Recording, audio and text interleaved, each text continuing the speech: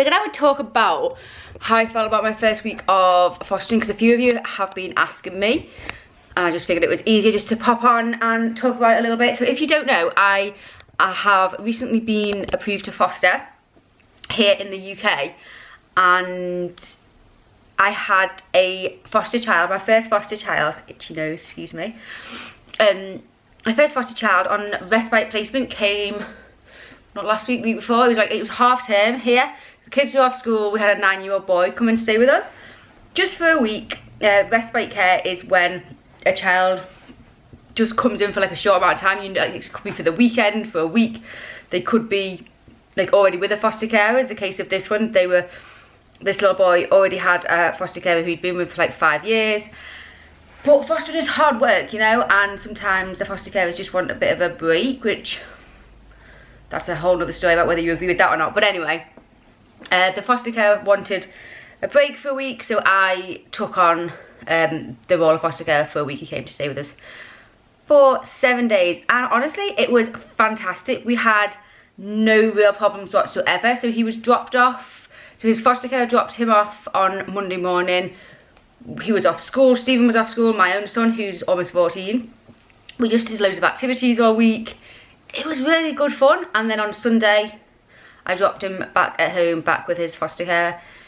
I think honestly that I haven't had a true experience of fostering, because it was kind of really false, because normally you wouldn't have a start and an end date. It's so much more up in the air like that. It was, and I kind of liked that it was like that it was came here Monday, he's going Sunday.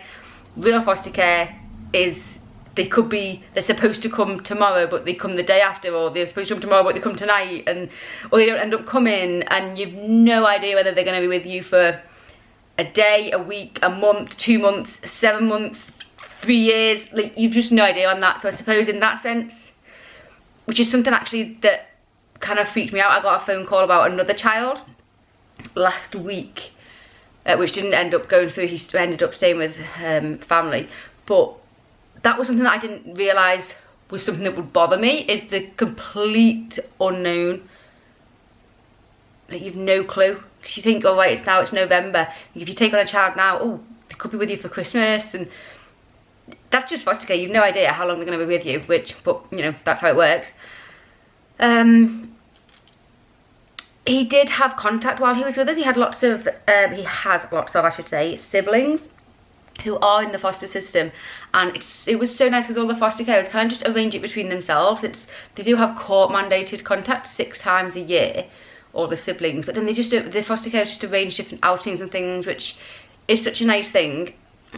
And I took him to his contact, which was like a Halloween party for 3 hours. It was like an hour away, which obviously I didn't vlog that day. It wasn't appropriate whatsoever, but there was no problems at contact. Or people say that sometimes the kids, it can, around contact with birth family, the kids can act different, but I didn't notice anything whatsoever. There was no problems with the contact.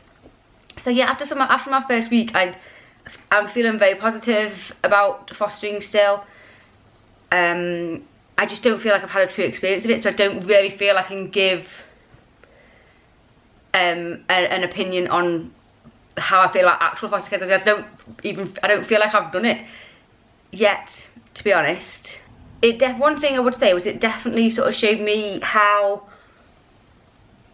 hard work is not the right word, but how,